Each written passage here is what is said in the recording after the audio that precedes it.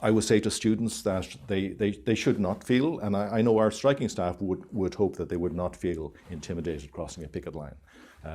I would urge them to go about their studies normally. We are putting a range of supports in place to ensure that their studies are not interrupted.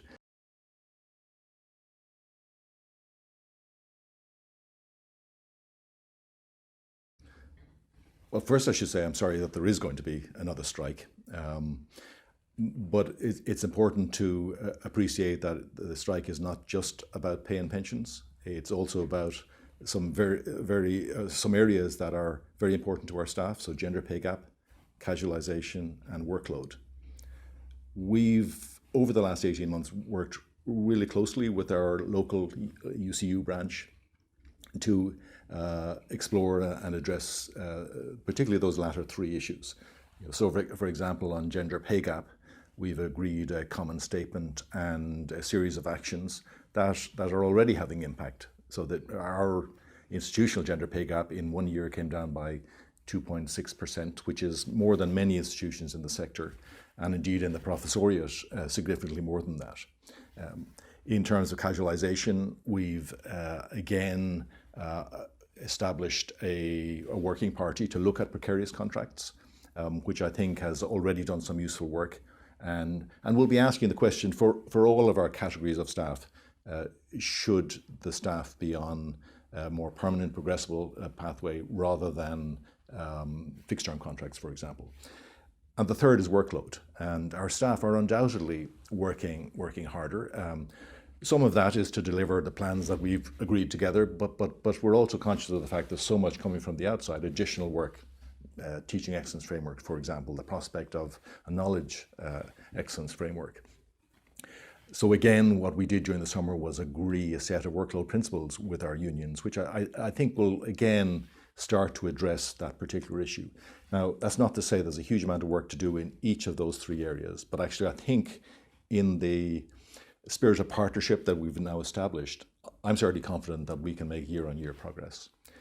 In the two areas of pay and pensions, I mean, our staff, most of our staff will be aware that we advocated, we're part of a collective bargaining, a national collective bargaining process, and we argued for a higher increment than has been implemented nationally. We felt that was fair.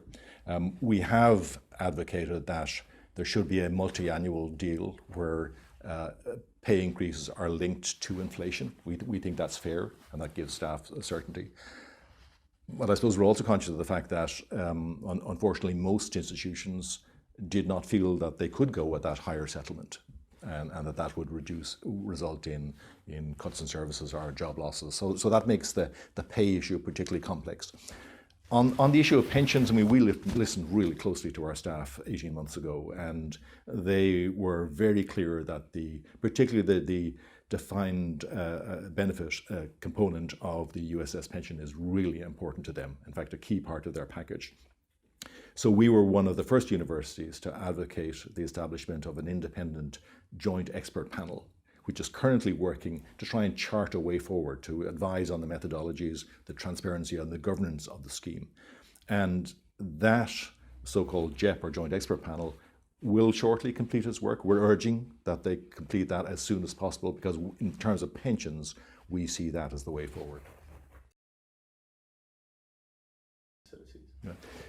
So I think it's important that students appreciate, one, why our staff are going on strike, because that was not an easy decision for staff to make. I would hope that they'll also take on board the efforts that we're making, even though it's a national dispute. There are efforts that we're making both at the university to try and reduce the impact on students, but the efforts we're also making nationally to try and contribute towards the national solution. I would say to students that they should not feel, and I know our striking staff would hope that they would not feel intimidated crossing a picket line. I would urge them to go about their studies normally. We are putting a range of supports in place to ensure that their studies are not interrupted. And I would say if they find their studies interrupted, if they're worried about their studies, if they're worried about exams, talk to us early. That could be through their course, that could be through their school, through their faculty, or indeed through my team. Talk to us early, and we hopefully will be able to give them the reassurance that they need.